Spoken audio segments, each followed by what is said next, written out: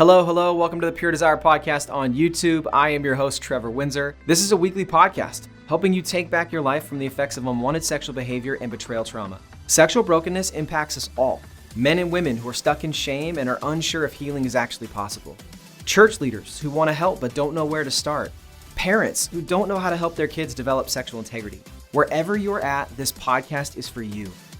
Through sharing stories of healing, interviewing addiction and betrayal experts, and normalizing the conversation on sexuality, we offer a clear plan for recovery and healing from the effects of unwanted sexual behavior and betrayal trauma.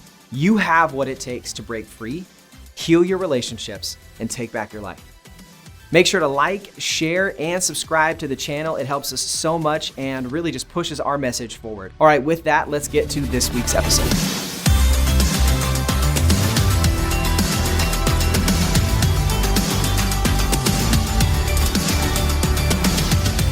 Hello, people. I'm your host, Trevor Windsor, and you're listening to episode 334 of the Pure Desire Podcast. Here joining me, as always, is my co-host, Nick Stumbo. Why ask why? What? Number one, the face that you're making right now. I'm so excited that this is going to become a YouTube short. Ooh. Dwight, listen to me when I'm saying this. The face you made. Say it again. Why ask why? I got nothing. That was like my, serious announcer voice. Okay. Because that was a slogan or a catchphrase for a product. Do you remember? You may not. I think it was before your time. Yeah. And I only know it because it was heavily advertised on like 1980s NFL games on Sunday afternoons. Okay. It was why ask why, drink Bud Dry. Oh. Which is ironic because I couldn't tell you a single thing about Bud Dry, and I am still asking why. Like, why do you need something called Bud Dry? Is it like alcohol or is it ginger ale or? I honestly don't know. It was a Bud product. Why would you drink anything dry? That seems awful. Yeah, and I'm like I said, ironically, all these years later, I'm still asking why. Yeah. But I remember that phrase, "Why ask why?" Like, just do it was their idea. Don't ask why. You just do it. Well, tie it into our episode because. And there's the tie-in, right? Like when it comes to sex and marriage or sexuality in general, I think for a lot of people, the attitude can be, well, don't ask why, like just do it. You just go have sex. You're married. That's what you get to do because you're married. And yet what we miss is there are a lot of why questions. And I think this was honestly one of my favorite episodes because I think it's an area we get a lot of questions about. Yeah. And it's an area that most of us, if not all, who are married, or even those of us who are single and one day anticipate marriage, we just haven't thought through how many questions we have about marriage sexuality that we've never asked or known how to ask. And on top of that, how many expectations we have about what marriage sexuality should be.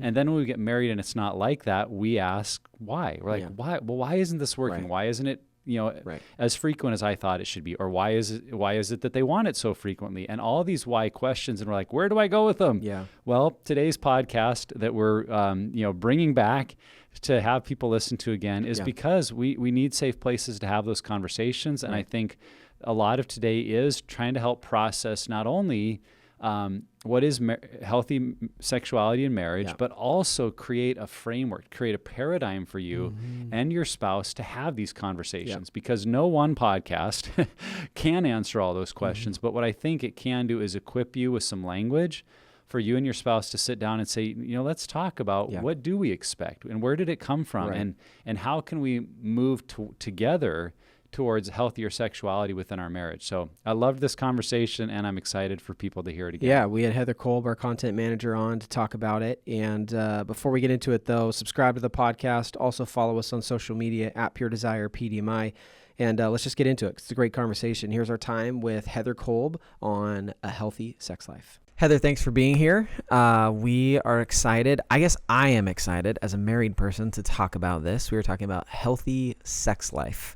Dum, I feel like. So thank you for being here and talking about it. Oh, happy to be here. So in the realm of sexuality and relationships, it's super easy to fall prey to the comparison game.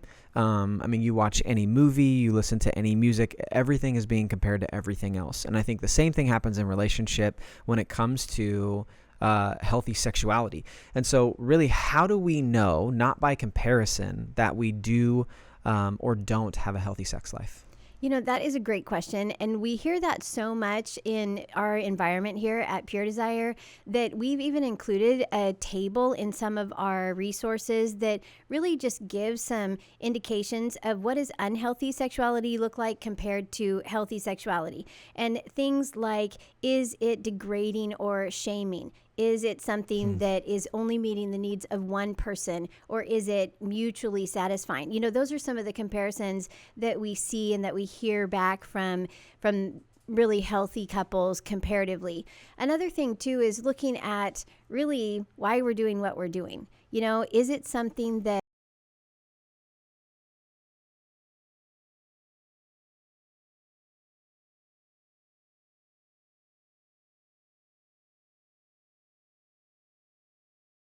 we feel comfortable in our sexuality enough so that we'll talk with our spouse about it, that we'll just kind of put ourselves out there, and that we take a lot of those risks of being honest and vulnerable. And that right there is a huge indication of where your sex life is. Yeah, and I think that's why I'm so glad we're doing this podcast, because my guess is for most people, we simply don't talk about it. We didn't grow up in homes that talk about it. We don't attend churches that make it a regular part of our preaching or teaching. So for so many of us, there was just this assumption that you'd get married and figure it out like everybody else did. And so you don't have a context even to, sometimes the comparisons we do have are to such unhealthy or unrealistic comparisons. But because we don't have a grounding in something realistic or truthful, we don't even know that we're comparing to something that's totally unrealistic. And so we get lost really easily in this area. And I think if anything comes out of this episode, I hope it's that we'll have people able to engage in this conversation in a healthy way with their spouses or with group members, just to have a framework for what does a biblical healthy sexuality look like? Because that's the other side of it. You can go to the world and read books or listen to Dr. Phil or special guests. And because they're not coming from a biblical worldview, some of what they teach might be actually counterproductive to what we're trying to build into our marriages. So I hope we give people some helpful kind of places to start this discussion in their own relationships, or if they're married, in their own marriage.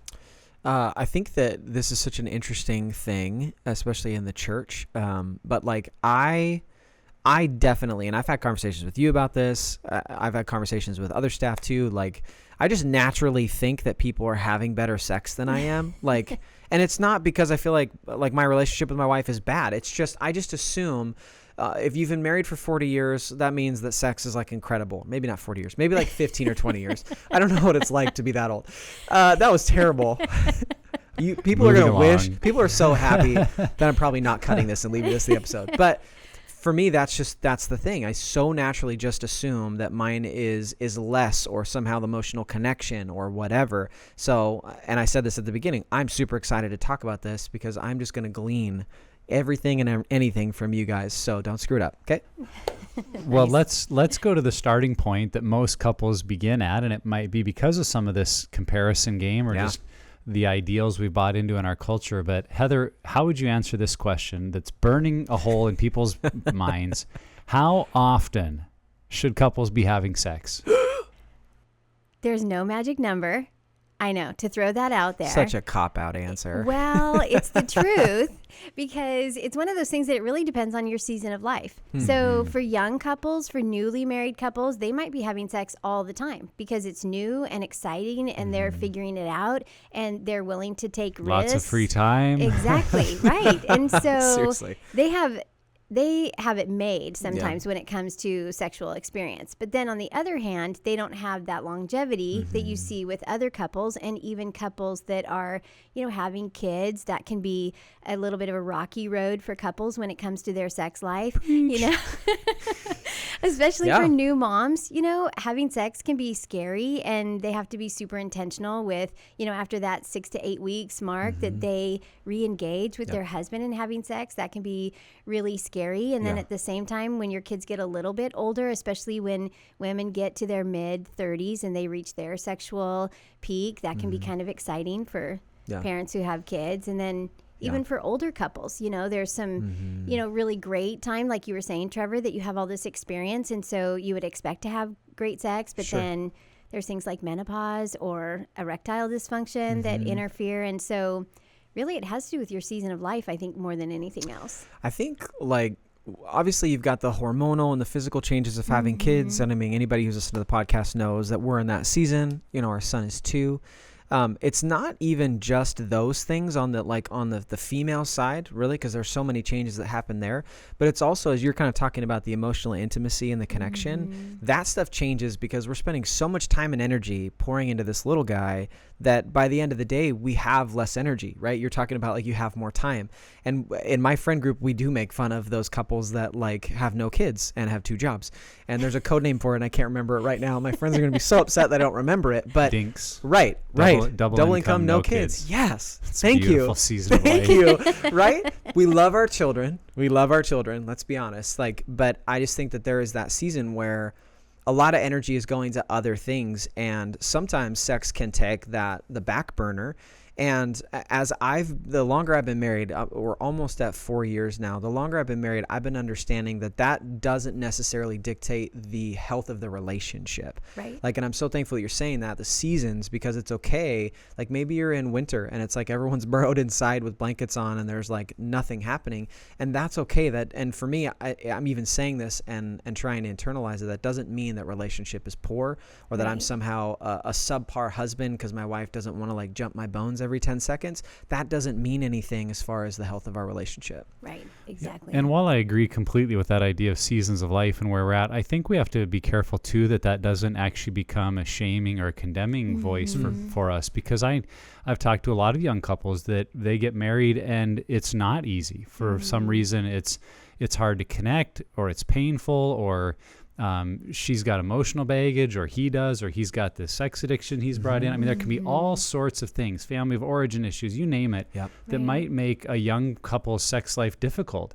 But if they feel like, well, we're young marrieds and we're in a season of life, and Heather just said they're having sex all the time, and we're not, what's wrong with us? And that can be the very thing that maybe keeps them in hiding, because they don't know how to face that ideal that we're not what we should be. Right. I think some of the greatest advice I got at our wedding, just a relative that said, you know, on your honeymoon, be patient with each other. Just that idea of being patient. And what that meant to me, and as I've thought of it now for almost 20 years, like that meant take time to get to know yourself and your spouse and how you relate, and whatever it is, it is. Don't try to meet up to some season of life expectation or what you believe others are.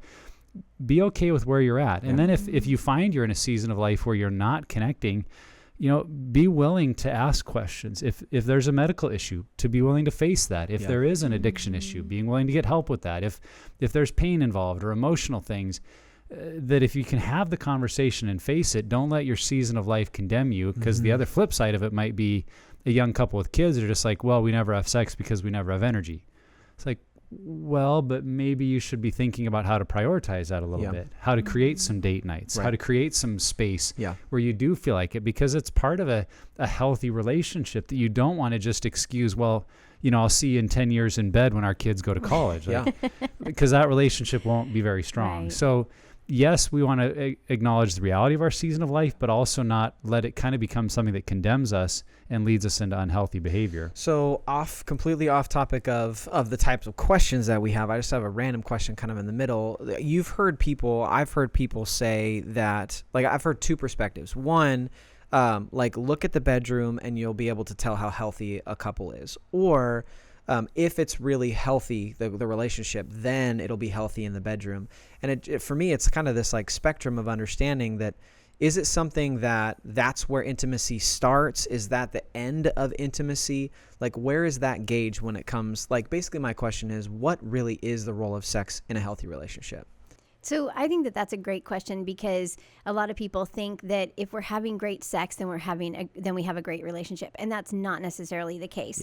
In fact, I think the healthiest relationships, you'll find that their emotional intimacy and their emotional health is so great and so connected that then their sex life is a reflection of that relationship. It really, I think that they have to go together, and emotional health and emotional intimacy often precedes a great sex life. So I've heard people say that if you are, and I'm not quoting one specific person, I've just heard this perspective that if stuff is not going well in your relationship, like the bedroom can be a restart.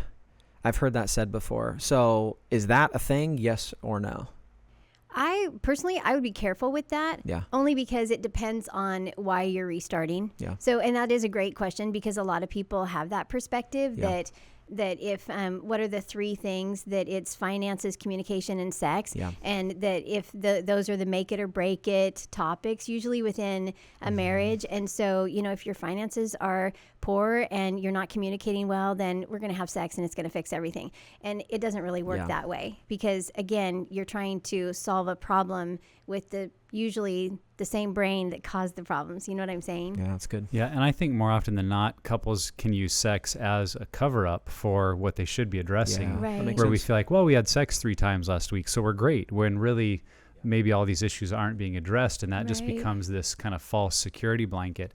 I do think it's helpful to recognize that kind of there are some gender uniquenesses, that men can tend to pursue sex because they want to feel connected, where women will pursue sex when they feel connected. And so you can see that's an obvious setup for problems in relationship, because we'll tend to go through the lens of what we want, whereas we need to have that selflessness to set aside our wants to say, well, what is it my wife is looking for? Or what is it that my husband is looking for? Because if I know what my wife wants is connection so that she feels in the mood, then I need to be willing to work on connection. Now, I don't want to do it selfishly just to get what I need.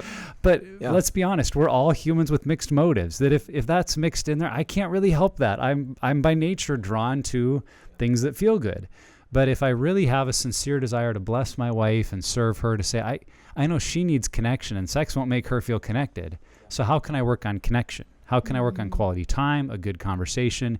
Because in the long run, that will benefit her and could create the kind of sexual connection I'm looking for. So I think for men and women listening, if we're willing to say what helps my partner, that it might not be what I want, and I'm willing to serve them and look at what they need, it's going to lead to a healthier outcome, I think. Do nothing out of selfish ambition or vain conceit, right? That idea of Philippians. It's good. Okay, another super easy, simple question. The question is it okay to say no? Yes. So the answer to the question is yes. Okay. Yes. Good. So is it okay to say no or not be in the mood for sex? Absolutely. And it's one of those things that, and we'll talk about this, what are some legitimate reasons why people say no to sex. And that's not just for women, but for both men and women. There are reasons why. I think that you want to look at why you're saying no. Is it something that is a genuine, legitimate issue? Or are you saying no because you're really mad at your husband and this is a way to pay him back, and so you're going to be passive aggressive with sex, which is never helpful. But you sometimes see that in relationships. It's just a byproduct of not communicating our needs well. And so we tend to, use sex against each other sometimes, and that's not healthy. But yes, absolutely, there are times we've talked about, that we will talk more about, when people just have a right to say no, and it's okay. And I think if we're on the flip side of that, of the one receiving a no, we need to be willing to, I think the way I'd put it is, deal honestly with our own reaction to it, our own emotional response, because it's so common for us to feel that rejection is about us and immediately make it about, well, aren't I not good enough? And don't I have, what you want? And all these things that's about me. And it's like, I have to do this for myself, because when I get a no, it immediately becomes the rejection and performance issues all get tied in. And I have to try to call a mental timeout and go, wait a minute, it's not always about me. And to try to think about life from her perspective of what kind of day has she had and what's going on in her world. And you know what, if that was all true of my day, I might be saying no too. And to take a deep breath and not turn every sexual advancement into a measure of my worth and value, because I think that's what we do. Like, if we have sex, I'm valuable, I'm worth it, I'm loved, and if we don't, there's something wrong with me. So just to deal honestly with our own emotional reaction to that is really important, so that we can receive a no and not take it as a personal rejection. Yeah. I think we'll get into this a little bit later too, but that idea of understanding the other side of that too, when a no is being communicated, how that's being communicated, that still adds value to that person, that it's And maybe that is an over communication of, look, it's not because I don't think you're attractive or because I love you or because I like having sex with you, but it's because I've had one heck of a day and your kids did this to me today. You know what I mean? Like something like that where and that takes energy, right? That takes like investment of communicating. And I think that will also go a long way in the way that we communicate about sex. Yeah. So along these lines, what a lot of our listeners might be hearing is the words from 1 Corinthians chapter 7, verse 5. It gets pulled out in a lot of situations or contexts like this that says, do not deprive each other except perhaps by mutual consent and for a time, so that you may devote yourselves to prayer. Often in the church, we've heard this passage taught that sex should not be withheld, especially by the wife, it seems. And there are times even maybe a husband or a wife might pull that out as like this wild card of, no, you have to say yes. So what kind of thoughts do you guys have about the purpose of that verse and how can it rightly be applied in a relationship? I think that that's a great question because it is often misused, and it's one of those things that I think that, like you said, for women, that they feel like, okay, well, the Bible says that I have to have sex with my husband every time he wants sex. And that's not at all what that's saying. But I think that also withholding sex from your spouse is not healthy, especially if it's something where it's not that agreed upon time period. And it's one of those things, too, that scripture to me is focusing on our health. Let's step back. Let's take sex off the table for however long we agree so that we both can be healthy, so we can get our minds in a healthy place and our hearts in a healthy place, and maybe invest a little bit on our emotional connection before we come back together physically. Yeah. I just think of and I've totally had these attitudes for sure, where it's used really as like a chip to get what I want. Like this is a tactic I'm using in order to get what I want. And it's interesting how even in addiction, you use what's true or what's biblical to like finagle your way around, these like loopholes to get what you want. And so for me, I just feel really bad for the people who this has been used in an abusive way. And I don't mean sexual abuse, but I just mean using it in a way where they didn't feel like they could say no. And it really it makes me sad, but I think that we always have to go back to, and we've talked about this already, the motivations behind it. That maybe your marriage is in a place where sex hasn't been something that's on the table, and this is an absolutely important passage that needs to be addressed in your marriage. Like, look, this is something that isn't a part of our marriage, and to have that open and honest dialogue with grace, being loving to each other and having that. But I think, and this is just my experience growing up in the church, this is definitely used more from like a top-down kind of talking down to a wife or a spouse who sex maybe isn't a big deal to them, or it's just they're in that kind of season. So I think that I just would say always go back to what's the motivation of bringing this passage up in this conversation, whether you're a pastor, whether you're a husband or a wife, whether you're a leader in the church, what's the motivation behind it?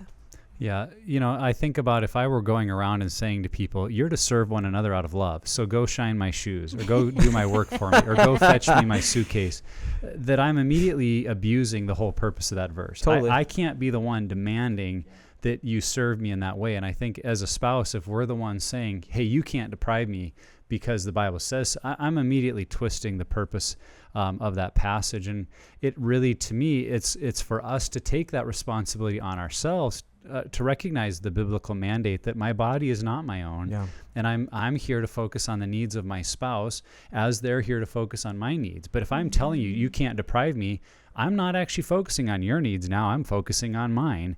And that is immediately going against kind of the theme of not just this verse, but of all of Scripture. The other thing that always comes to mind for me is I think we read in a 21st century version of sexuality into a first century Scripture passage. Because what is Paul intending when he says, do not deprive one another? We read a 21st century sex-saturated, anytime you want, as often as you want kind of mindset. And I don't know exactly what Paul is referring to with the word do not deprive, but I'm guessing it's not the same kind of cultural context we have. And that a much more sporadic kind of sexual relationship between husband and wife may have been very, very common in the first century. And so I think we just have to make sure we're not reading into it what we want it to say, but we take it with, as you were saying, Heather, how do we be healthy and how do I apply this to myself, not demand it of you? Yeah. That could be a culture change in a church where you start to really view sexuality in that way, that it's not something, because I think, this is just my guess, is that the perspective brought into this type of argument is usually a male-dominated argument. It's usually coming from a man, I would guess, in unhealthy ways. So I'm not accusing anybody of this, but I just, to me, it seems more about the guy than it does both people and their sexual health together. I've joked with couples in pre-marriage counseling and said, if he ever pulls out that card and says, you're not supposed to deprive me, that you can pull out to the wife, pull out and say, well, you're supposed to love me like Christ loved the church, and he died for her. So anytime you're willing to go die, then I'll be willing to not deprive you. Basically, Jesus never had sex, so there you go. Like, we don't. Okay, just kidding. It just points out there's any number of Bible verses we could all pull out to try to get what we want, and if we realize, as soon as I'm doing that, I'm violating the Bible itself, then I think we can all back off and take a better view of it. So we've talked about this a little bit already, but what are, and Heather, you as a wife, I feel like you definitely have a perspective that we don't have, and a lot of this is really the theme of this, is that difference between men and women and our understanding of sex and how it plays out in our life. But what are some legitimate reasons you guys have both seen or had for not having sex? So some that just are no-brainers are, illness, injury, sleep deprivation. 9 months pregnant. Okay, 9 months pregnant. Yeah. Just after having a baby, that's 6 to 8. Yeah, that's medical. I know, and that's important. Yeah. But even when you look at, and a woman on her period, and that's biblical. And wow. I know, just throwing it out there.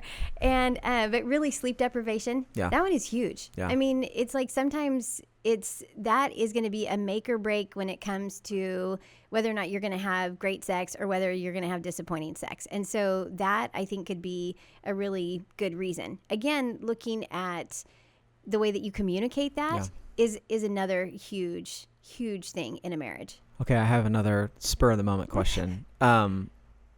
Does every sexual experience between a husband and wife need to be like mind-blowing, like we crushed it, knocked it out of the park?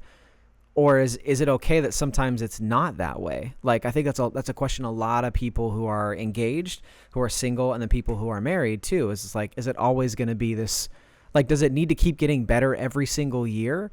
Or is it just not the same every time? I don't understand the question. No, I'm just kidding. She is quoting Mr. and Mrs. Smith right now. So that is a great question. And again, that's going to depend on what's going on in your world. Because one of the things too, I mean, you can be having great sex in your marriage and then something happens that causes stress in your marriage. And man, it's going to hit your sex life like nothing else. And you're going to think, okay, what am I doing wrong? I'm doing all the same things. I don't seem to be able to connect. What is this? And it's stress. I mean, stress is totally a sex killer, but it's just one of those things that, again, you have to not take it just for the way that sex is playing out in your relationship, but okay, what's going on in my world? What's going on in their world? What else could be a variable that's playing a role in our ability to connect? I think we have to be aware of our expectations, because I think if we go into it with that expectation of it's always got to be getting bigger and better and greater, and like no human couple can live up to that. I mean, sooner or later you're going to hit a ceiling of, we're not able to always make it bigger and better. But that's really the beauty of how God designed our brain to work, that in a committed, monogamous relationship where there's healthy intimacy, I believe we can actually have, you might call it a lesser experience or a very normal experience, but receive the same kind of pleasure hit. The other thing that this kind of exposes is if we've become focused on our own experience, again, we're misusing the purpose of sex, because sex in a marriage is meant to be about connection and bonding and fun in mutuality. Mm-hmm. And usually when you ask that kind of question, Trevor, or I hear other people do, what they're intending is for me first. Is it getting better and better for me? It's like, well, that's kind of the wrong purpose or outcome of sex. And going back to the original question of like, when is it okay to say no? I think in the nature of what we deal with, if someone's desire for sex is fueled by their addiction and because they've been watching porn and now they want an outlet, like that's not healthy. Mm-hmm. If it's just all about what we said earlier, just kind of a magical way to fix the relationship and ignore our problems, it may actually be better to withhold for a while and deal with the situation rather than diving in and hoping sex will fix it. So I think another reason for no is if a person doesn't feel like they trust you right now. If there's some trust issues, sex and intimacy are really hard to engage in if there's some trust issues. And that, I hope for listeners, underscores why it is so important we deal with our sexual baggage, because nothing creates trust issues in a marriage faster than our sexual brokenness and the struggles we have. So we've got to deal with those things so that there's a healthy level of trust that can lead into intimacy.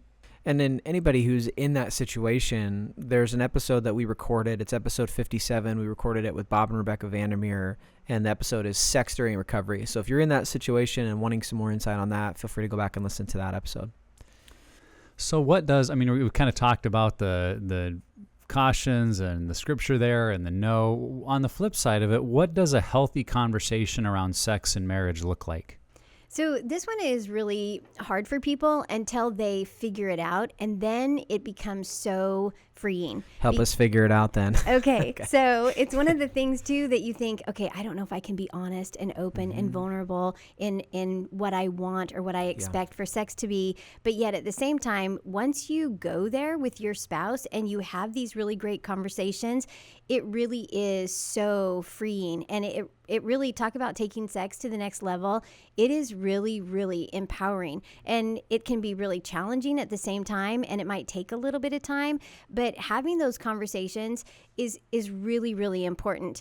One of the things that we talked about at the last Pure Desire Women's Conference was we were talking about our sexuality and sex and what does that look like. And of course, this is all women. And so we can talk about the, 7 erogenous zones that women have. And, and then we talked about that communication, and so many women came up to me after and said, how do I start that conversation? And you start it by simply saying, you tell your husband, did you know that women have 7 erogenous zones? I didn't know that, but I was wondering if you'd like to explore that with me. I mean, what guy wouldn't love that? Yeah, exactly. totally. Yes, and so, please. And so, but it's women also. I mean, I encourage women all the time that you need to understand your body. You need to understand what you like and how you feel about things, so that then you can communicate to your husband. Because I think that a lot of guys are going to be all on board with trying to figure it out together. Right.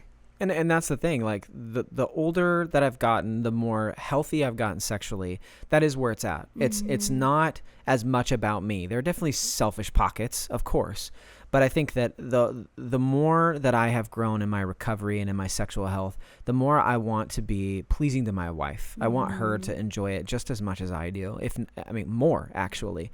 And so for sure, if that was a conversation, I don't know. In my friend zone, I know 0 husbands. That would be like, no, I don't want to do that. I think in the church, and this is definitely my experience, I grew up like sex was like a no conversation.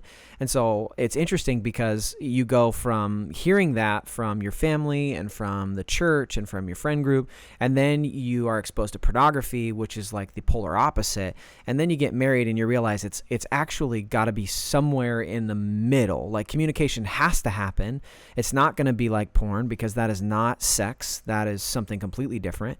But then it's also not this, you have to keep this like tight-lipped, no conversation, like you're really quiet while you're having sex kind of thing. Like it just is a really interesting dynamic. And so I feel like for me, I was set up in a lot of ways, and some of it is definitely my own doing. I was set up for failure when I walked into marriage, because I was expecting sex to be kind of both and it's really not. And so I like what you're saying, Heather. It's the idea of just have the conversation, just start the conversation. And it's going to be super awkward. It's like the first time when you get married, the first time you've had sex, it's going to be weird. It's not going to be exactly what you thought, but you just have to kind of enjoy the process as you're going through it. I think the same thing, I'm finding it's weird and it's uncomfortable, but having those conversations, what I'm hearing you say, is super important, because that's how you start, is you just start.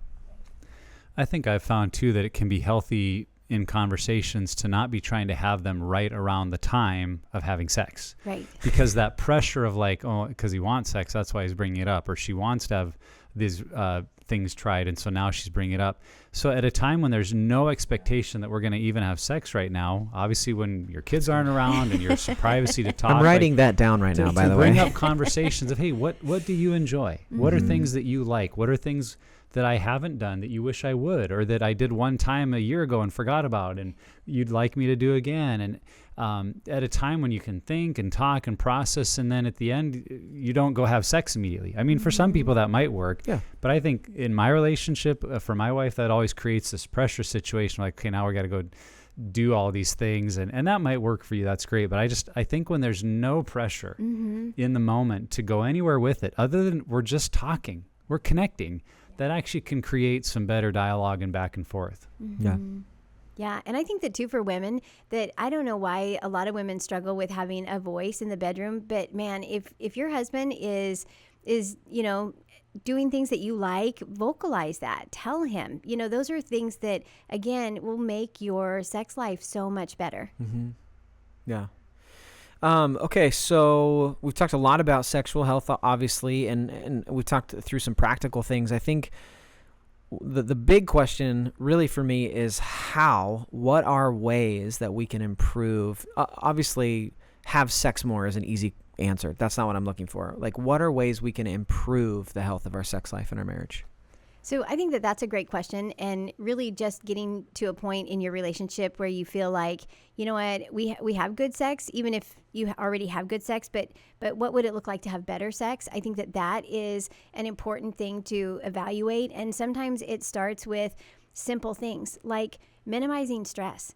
And I know that seems kind of odd. Nick, you mentioned earlier about how men, looking at the motivation, that men, it's easier for them to want sex, but then for women, they might want this emotional connection instead. But a lot of women are not going to want sex when they still have a bunch of things still left on their list, like laundry to fold or dishes to do, or even some things that have to do with the kids. And so if guys can recognize that and come at it like, I thought that sex might be a really good idea tonight. So, what can I do to help you check things off your list? Or how can I help you, so that she then feels like you're trying to have an emotional connection with her first before you're trying to have a sexual connection. Sometimes those things are a lot easier and simple things for a couple to do. Yeah, I think of the importance of a regular date night, and whether or not that leads to sex on that night, it's just that value of building into your relationship, showing value to one another, both with your time and your energy to go out and be a couple. And the way that creates a byproduct of sexual intimacy, because you're regularly connecting outside of the home and the routine. So don't neglect that, because it has positive benefits, I believe. And the other thing that if you'd have told me as a 22-year-old newly married guy I would ever be saying this, I would have been like, well, come on.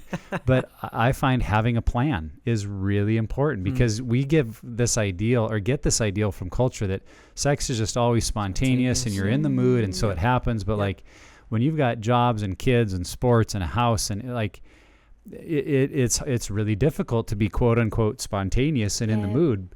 But if you're able to say, like, so for me, I'm learning, it's a long, slow process, but learning, like, if I am feeling a desire to connect with my wife in that way, it's best not to wait till 10 p.m. to then be like, hey, here we go, right?